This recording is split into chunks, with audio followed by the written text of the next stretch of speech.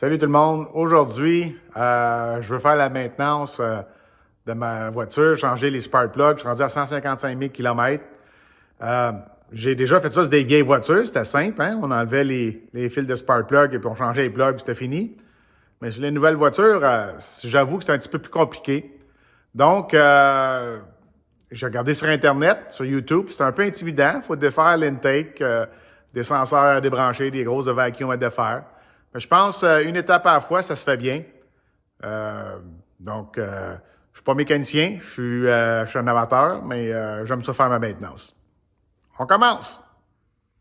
Une fois que vous avez enlevé votre couvert, ce que je recommande de faire, c'est de souffler de l'air pour enlever toute le sable, la poussière. Parce que quand on enlève ça, on veut pas que ça tombe dans le moteur. Donc, si vous avez un blower, là, quelque chose là, à air, là, juste shooter de l'air, là, et puis pour enlever le plus gros, le plus possible. Salut! Avec mon Chrysler 300S, il est rendu à... Il arrive à 155, 160 000 km. Fait que là, on a décidé de faire des petites réparations cosmétiques. On avait des petits spots de rouille dans le bas des ailes. Je n'avais sur le top, probablement qu'une roche qui m'a frappé. Fait que là, on a tout réparé ça. Michel a tout fait ça, réparé le bumper en avant et en arrière. Et puis là, ben, j'ai décidé, j'ai changé mes filtres. J'ai changé le filtreur ici. Faut pas oublier aussi que vous avez un filtreur ici, un filtreur de cabine. J'avais encore l'original dedans, Mopar. Je l'ai changé. Et puis là, je vais changer les bougies. Normalement, à 160 000 km, là, c'est la maintenance normale là, pour changer les bougies. Fait que pour commencer, on enlève le couvert. J'ai enlevé le couvert, vous le voyez là. Je l'ai tout lavé, nettoyé. Et puis là, ensuite de ça, il faut enlever le tuyau d'intake qui s'en va au throttle body.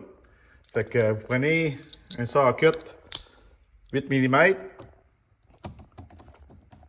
Et puis vous le dévissez. Ensuite de ça, vous le sortez de là. Même chose au throttle body. Vous avez un 8 mm ici. Vous le dévissez et vous le sortez. Ensuite de ça, il faut enlever les senseurs. Ça, c'est le senseur de température. Bon, vous allez voir, moi, ils sont déjà enlevés. Là. J'avais déjà commencé pour ne pas me battre avec. Vous avez une petite clip, vous pèsez dessus et vous tirez doucement. Même chose aussi, vous avez la clip rouge. Vous tirez ici. Ensuite de ça, vous pèsez dessus et vous le sortez. Ensuite de ça, le map sensor, même chose. Vous pèsez dessus et puis ça sort. Donc là, on sort ça, on met ça de côté. Ensuite de ça, j'ai des hoses. Le brake vacuum. Le vacuum pour le brake. Le PCV valve en arrière. Et puis, ça, je ne sais pas si ça s'en va au totaux, c'est probablement un vent. On enlève tout ça. Donc ça, c'est tout enlevé. Bon, là, il faut enlever le tube d'intake qui s'en va au throttle body. Comme vous voyez ici, j'ai défait le tuyau avec un socket 8 mm. Vous dévissez ça. Même chose ici, au throttle body. Vous dévissez ça. Et là, en bas, on a un genre de pushing de caoutchouc. Ça, il faut que ça débarque. Un peu comme le couvert de plastique qu'on avait. Là. C'est comme ça pop. Puis là, on part. Et puis voilà.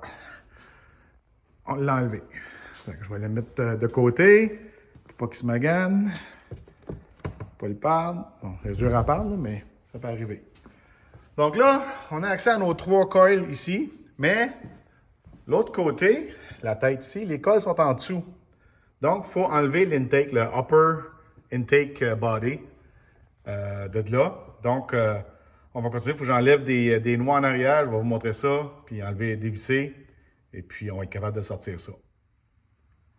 Bon, après avoir enlevé l'intake, pas l'intake, mais le tube de throttle, là, il faut enlever la braquette qui tient l'intake aux têtes. Fait qu'il y a la noix ici qu'il faut défaire. Et puis, la noix ici qu'il faut défaire aussi. Et puis, il y en a une, je sais pas si on va en voir, là. On a un fil ici. Il faut défaire. Ah, on ne la veut pas. En tout cas, il y en a une de la tête, c'est une stud. Il faut défaire la stud. Fait que je vais défaire ça. Ouais. Là, pour défaire la braquette, j'ai enlevé les bolts. Vous voyez, là, il n'y a plus de bolts. Hein? On va enlever là. On va enlever drette là, est enlevée. Là, il faut que j'enlève en arrière. Et puis là, comme vous allez voir, il y a... Attendez un petit peu.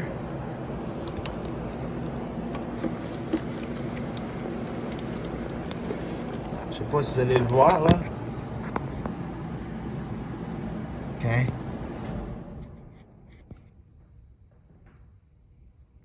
Je sais pas quand. Là, vous voyez là, le gros câble noir, là, en T, là, avec la taille rap. Faut que j'enlève ça de là. Ça, c'est une stud. Faut que j'enlève la stud. C'est ça qui retient la braquette. Je vais faire ça. Et puis, pour faire ça, je conseille d'acheter un outil comme ça. Il y en a des plus gros, il y en a différentes grandeurs. Ou d'utiliser des fourchettes à, moi, j'appelle ça à body, là. Fait que ça fait la même affaire. Bon. Une fois que vous avez enlevé moi, j'appelle ça le sapin, là. Là, vous devez enlever la stud ici. Ça va être une clé numéro 13. Donc, on va faire ça. Voici la fameuse stud que j'ai enlevée en arrière de l'intake pour enlever la braquette. Et là, on va enlever la braquette de métal. Et voilà. Donc là, elle va être à côté. Ça, je vais mettre ça de côté ici avec les autres noirs. Et puis, on va défaire le reste. Bon, pour continuer d'enlever la veine de transmission, moi, j'utilise une petite clé. Tu peux faire ça avec un tournevis. Ou moi, j'avais une petite clé fine là, qui rentre. Ça s'enlève facilement. Et voilà. Fait qu'ils sont enlevés. On va mettre ça de côté. Comme ça. Fait que là, il faut enlever maintenant les deux bolts ici et puis ici en dessous. On fait ça. Bon, j'ai enlevé mes deux bolts, celle-là et celle-là. Les noirs, je les ai mis là. Là, il faut enlever les 8 bolts 8 mm. Fait que je prends un ratchet avec une extension. On va enlever les 8. Là, puis en arrière là. Puis après ça revient sur ici. Là, et en arrière. Je défais ça, je vous reviens. Je voulais aussi mentionner, moi je l'ai fait à la main, là, avec un ratchet, avec un petit ratchet. De toute façon, pas le problème de le faire avec une machine électrique, là. Ça se défait assez vite, facile. Et puis, ils ne s'enlèvent pas, vous les laissez là. Essayez pas de les enlever, là, vous allez les casser. Laissez-les après, comme ça, vous ne les perdrez pas. Alors, je continue avec les autres. Bon, j'ai enlevé l'intake. Je m'excuse, il n'y avait pas 8 bolts, mais il y en avait 7. 1, 2, 3, 4, 5, 6 et 7. Fait que quand vous l'enlevez, vous l'élevez du côté passager et vous le sortez les vis de là et il sort tout seul. Bon, comme vous voyez, là, ça c'est l'intake, le lower part. Là, je vais aller chercher une guenille. On veut cacher ça, on veut boucher ça parce qu'on ne veut pas que la cochonnerie rentre là-dedans. Comme vous voyez, j'ai mis la guenille. Ça, la forme, vous pouvez l'enlever. On va le réinstaller. Mais enlevez ça, puis après ça, on va accéder au coil. Ensuite, faut enlever, vous débrancher vos coils. Fait que là, vous pèsez sur la petite table ici. Et vous tirez, ça va venir tout seul. Faites pas comme moi, ici, là, j'ai cassé le table. Fait que là, moi, je suis obligé de probablement la remettre avec du tape. Ensuite de ça, avec un socket numéro 10 mm, vous dévissez les coils puis on sort le coil. OK, j'ai dévissé mes coils. Bon, pour sortir le coil, vous allez voir, il y a une boute de caoutchouc en dessous. Comme vous voyez ici, là, je la tiens avec mes doigts. Je twiste dans la main puis je tire. Ça va venir tout seul. Bon, là, je vais enlever les spark plugs. Pour enlever les spark plugs, j'ai une douille 5.8 à spark plug. C'est quoi la différence?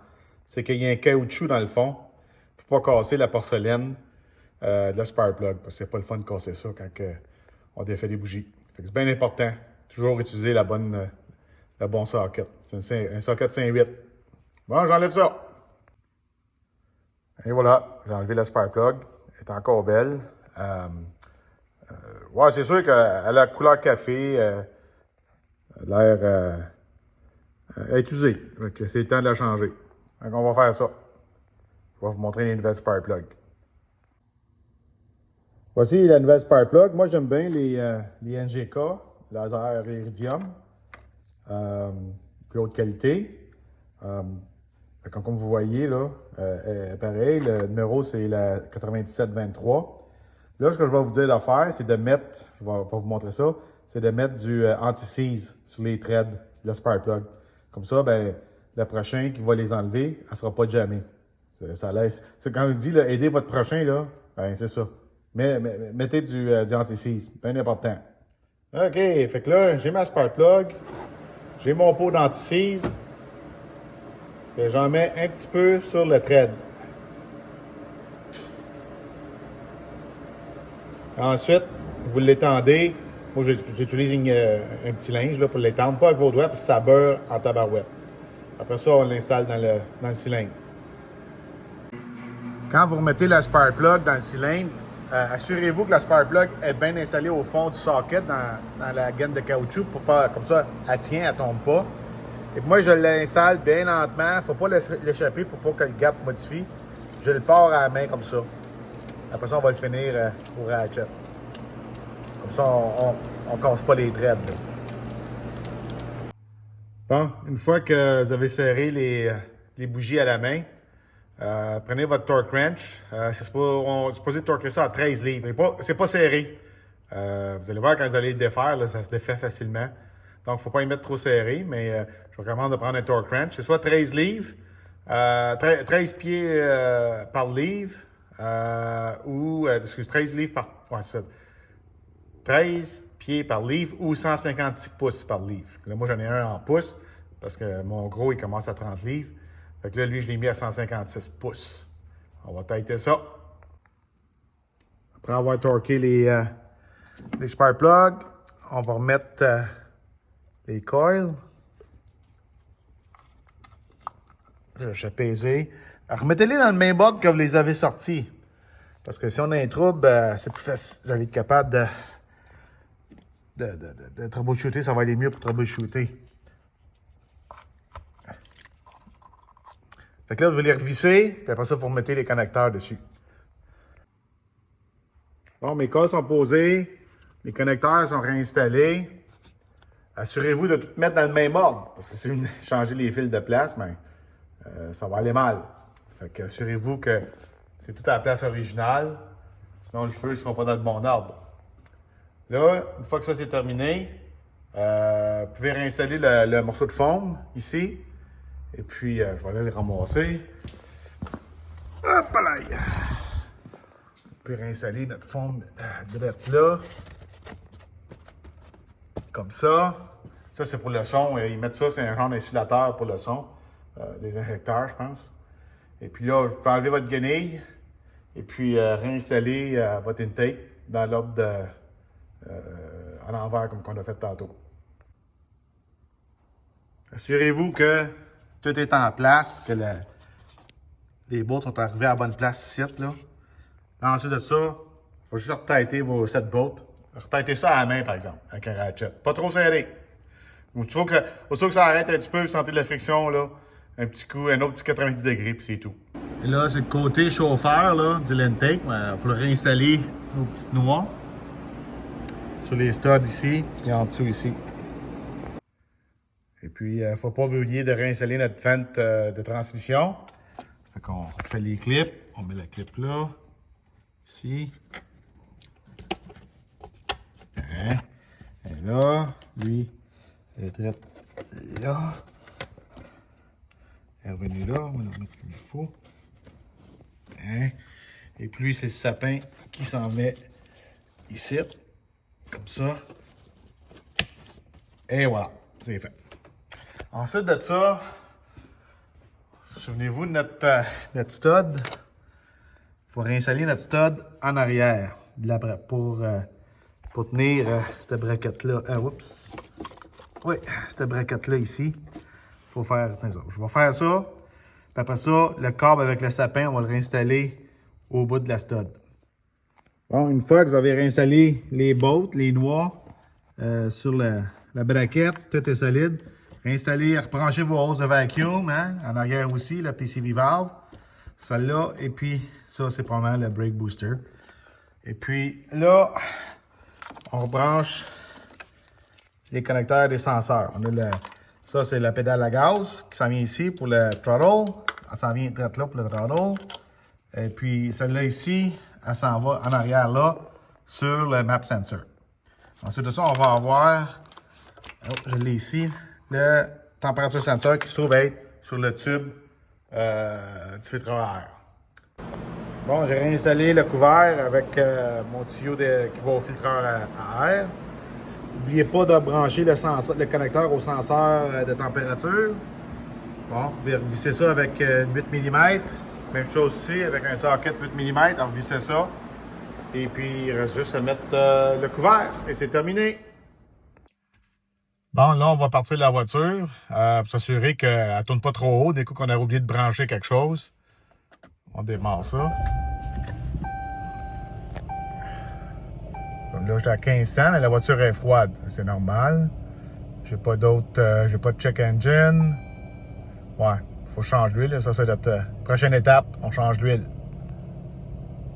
Et puis là, ben, au fur et à mesure que la voiture se réchauffe, le RPM devrait descendre en bas de 1000. Vous voyez, il commence à descendre, là. C'est bon signe. Et voilà, il descend, il descend. C'est normal. Donc, tout est correct. Tout fonctionne bien.